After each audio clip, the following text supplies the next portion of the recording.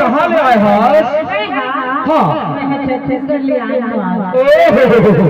छत्तीसगढ़ ले आए हास। तो छत्तीसगढ़ लेते आए तो बड़े करे हास, लेकिन ये कौन गाँव में जानता है? कौन गाँव है? मध्य प्रदेश के तेवरगढ़ गाँव में हो। तो छत्तीसगढ़ ले तेवरगढ़ गाँव में आए हास। ते आए हाथ तो बने करे हाथ, लेकिन अपने सोच समझ में रहेंगे। कावर जानता एक तेवरगढ़ के एक टूर मन अपन तबंगे है वो अपन तबंगे है वो अपन तबंगे है वो। अब कहो तो अकेला में पा जाए ना तो दिवाली का फड़ा का समय के तला फोड़ दी वो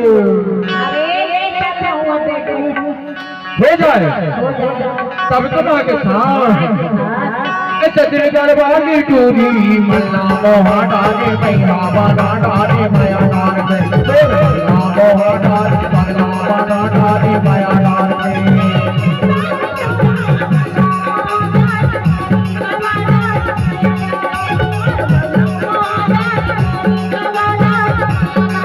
छत्तीसगढ़ वाली टूरी मन्ना मोहा डाले पैरा बाना डाले माया डाल के मन्ना मोहा डाले पगला बाना डाले माया डाल के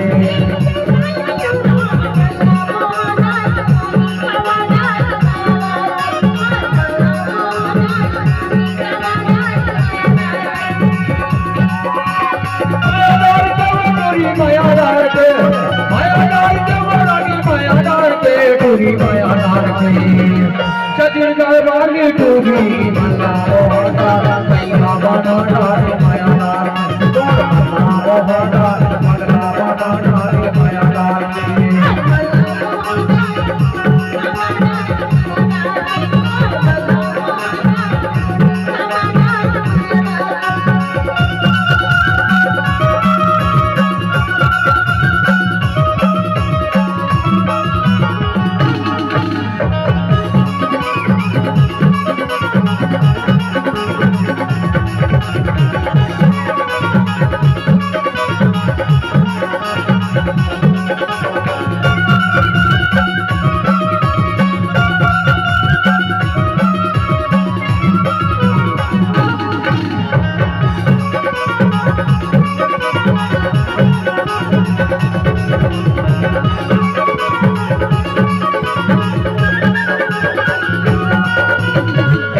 रे राजा भयन बाजा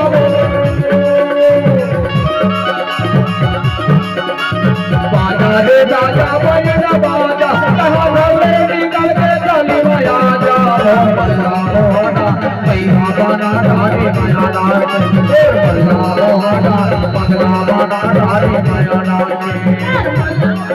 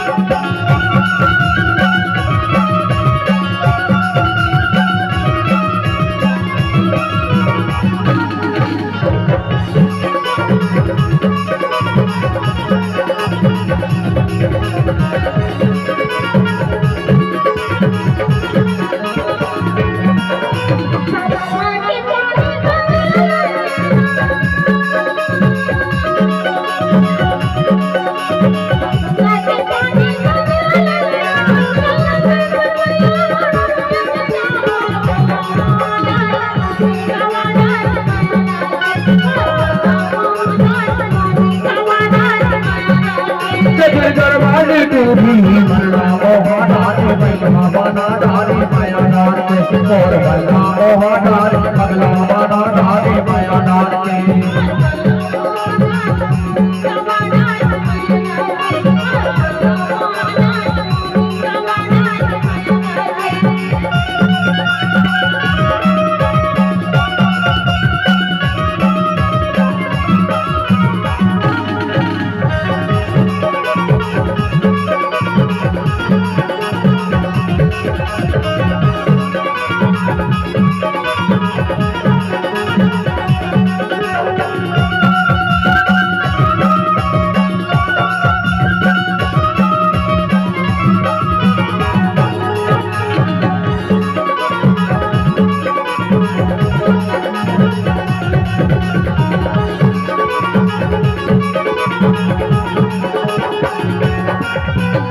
ऊपर है पर्वत तले है डोंगरी हो